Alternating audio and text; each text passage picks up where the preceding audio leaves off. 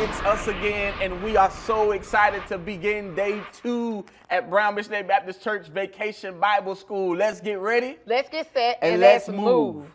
We're having so much fun again. Yes. Oh my gosh, what an amazing day 1. Man. I enjoyed day 1, and now I'm looking forward to day 2, where we go deeper into Jesus and learning about Jesus. So, hey, come join us as we get ready for day 2. Let's get ready. Let's get set and let's move.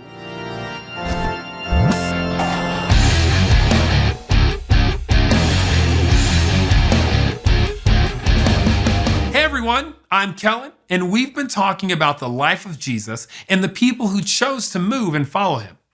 One of those people was Peter, who had a very bold faith at a time when it was kind of scary to share what you believed.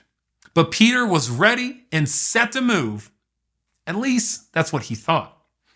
During what would be their Last Supper together, Jesus told Peter that Peter would deny knowing him 3 times. Peter said that would never happen. And then came the worst night of Peter's life. After they had eaten together, Jesus and his disciples went into the Garden of Gethsemane to pray. Peter and his friends were supposed to keep watch, but they fell asleep, and they didn't see the approaching soldiers in time. Judas, one of the disciples, was with the soldiers. He had betrayed Jesus and led them right to him. The soldiers had come to arrest Jesus, even though he had committed no crime. Peter wanted to fight, so he pulled out his sword, but Jesus said, "Put your sword away. Shouldn't I drink the cup of suffering the Father has given me?" Jesus was tied up and he was taken to the high priest to be questioned. Most of the disciples ran away, but Peter and John followed at a distance. Even though it had to have been dangerous, Peter and John made their way into the courtyard of the high priest. They were surrounded by people. They didn't know who they could trust. Eventually, someone recognized Peter and asked, "You aren't one of Jesus' disciples, are you?" Peter replied, "I am not." And then someone else thought they recognized Peter. "Aren't you one of Jesus' followers?" And Peter replied, "I am not." And then minutes later, a third person. "Didn't I see you with Jesus in the garden?" And Peter replied stubbornly, "I don't know the man." Jesus was completely alone. His friends had deserted him, even denied that they knew him.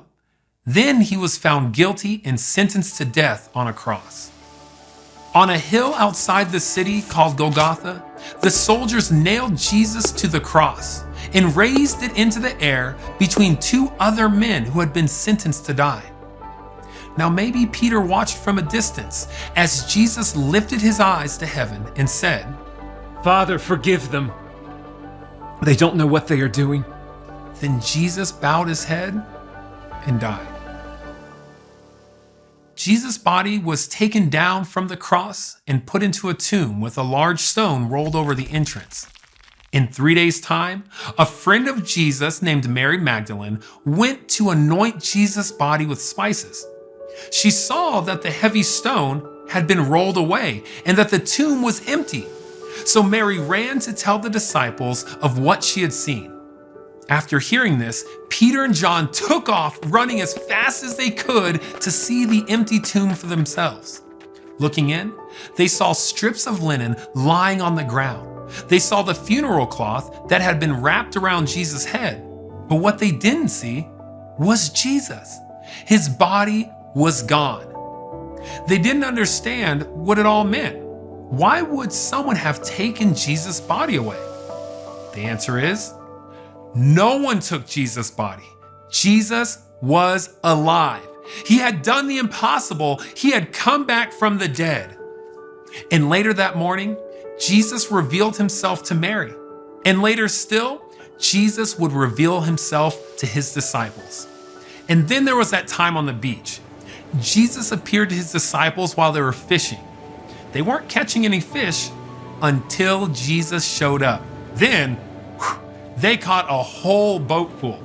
They brought what they had caught back to shore, and they had fish for breakfast. And when they had finished eating, Jesus pulled Peter away from the others and asked, "Do you love me more than these others do?" And Peter replied, Yes, Lord. You know that I love you. Feed my lambs. Then Jesus asked again, Do you love me? and Peter replied, Yes, Lord. You know that I love you. Take care of my sheep. and then, finally, for a third time, Jesus asked. Do you love me? Peter felt bad. He remembered how he denied knowing Jesus 3 times. And now Jesus was asking him if he loved him 3 times. But Peter replied, Lord, you know all things. You know that I love you. Feed my sheep. Despite all that had happened, Jesus forgave Peter. He still loved him. And not only that, Jesus wanted Peter to share to the world that he had lived, died, and risen again. And Jesus trusted Peter to take care of his other followers. And you know, I think that's what Jesus meant when he said, feed my lambs, take care of my sheep, and feed my sheep. You see, Peter messed up, but Jesus forgave him. And guess what? Everyone messes up. Everyone sins. But Jesus died to pay the price for our mess ups and all of our sins. And that's how much he loves you. You are forgiven too. And when you put your faith and trust in Jesus, you can learn to live like Jesus lived and love who Jesus loved. Now that is a move worth making. I'll see you next time. Hey, what's going on, y'all? I know you've enjoyed your classes. I know you've enjoyed your sessions. But guess what? If you are not saved, if you do not know Jesus for yourself, if you haven't been baptized and you want to take a step further into the relationship, I want you to text Jesus to 27636. I want you to text Jesus to 27636, and we will be able to recept you and walk you through the process of what that looks like. Come join the Jesus family. We are so glad to have you.